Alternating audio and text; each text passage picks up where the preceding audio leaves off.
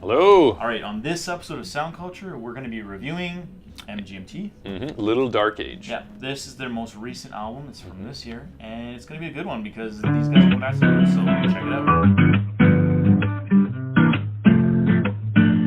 All right, we're back for another episode of Sound Culture. I'm Tim. I'm Brendan. And we're talking about MGMT, Little Dark Age. Yeah, This is their latest and greatest. It was produced and made just actually I think in 2018 as well, and it was released like a few short weeks ago. So yeah, I mean it's pretty current, and apparently when they wrote it, they did it in response to Donald Trump. So I mean, you know, it's current, and yeah. I mean I wouldn't say it's like a political, it's not a political album, but no. Yeah, it was in response. They must have been pretty upset because they wrote a pretty sweet album. Yeah, it's a darker album though. I mean, obviously from the title, I'd hope you'd get that message, like that.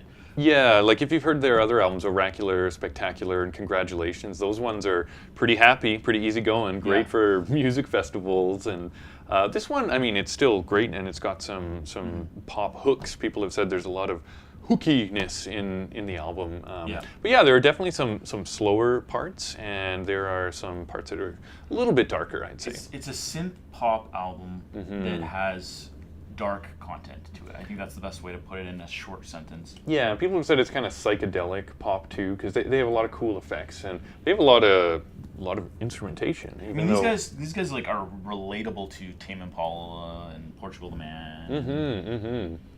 I would say that I could see them like playing with the Black Keys, for example. I mean, and they might have even at one point. I don't know. But there's songs called "She Works Out Too Much," which is a song literally about dating and like like how do you decide what kind of person to date? I guess if how much they work out could be a factor. So and people being on their phones too much, and there's all these little things very much about the technological age. So. I get it. I get why they made the album. They're trying to get back to their roots and be more connected to their audience. Yeah, speaking about that too, I would say that they've demonstrated growth as musicians. Sometimes you'll see these mainstream bands get a lot of success, and then they won't necessarily have the creative autonomy from their record label allowing them to kind of just do whatever they want, and sometimes they'll just kind of peak and just have to do the same album and just emulate it a little bit differently. But these guys, since they're doing things a little bit different, and like you said, they're kind of going back to their roots, I think they've accomplished a lot and grown a lot as musicians. I mean, as musicians, they worked with the Flaming Lips on Warm Mountain. They also worked with Kid Cudi. You remember that guy? He had like that one-hit wonder album, Pursuit of Happiness. So I can see why they would do that. It makes sense. I mean, once you to be fair, these guys started out in university. I think they were playing together in university. Yeah, it was just two guys, right? Yeah, and then they kind of blew up and exploded and had a lot of success. And like you said, they did Oracular Spectacular, which was amazing. And then they kept trying things because they're like, well, trying things seem to work, so let's keep trying things. And they kind of fell off the map a little bit with their last one, and I don't know if it was Congratulations or not, but this is them kind of going back to like what made them successful in the first place. Yeah, and I've heard pretty good reviews from their fans. I've read one. Some said it was generally favorable album, but I think it's got a great reception from the actual fans, all at the music festivals.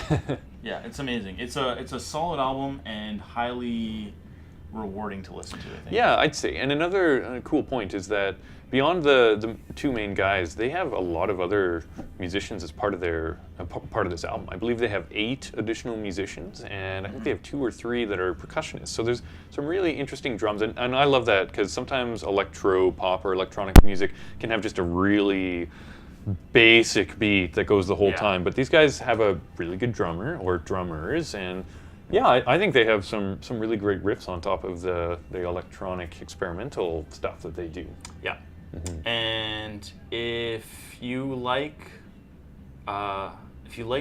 rock, there's a little bit of that too. Like I think it's not just pop, it's not just they've got guitar and they've got bass in it, and that's why they're kind of experimenting and going all over the place. Yeah. So that said, I think you should listen to this album. Check it out. And this has been Sound Culture. Thanks for watching. Thanks for watching. And if you like what you saw, please like and share, and better yet, subscribe to the channel. Until next time.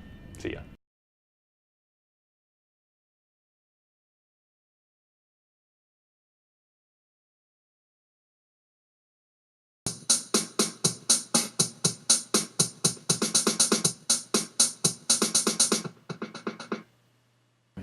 It's a response to Donald Trump.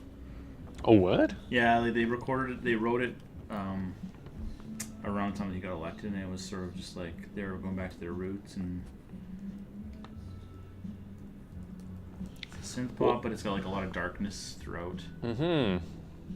It's Hooky. Is it Hooky or Hooky. Yeah, I think so. It's Hooky.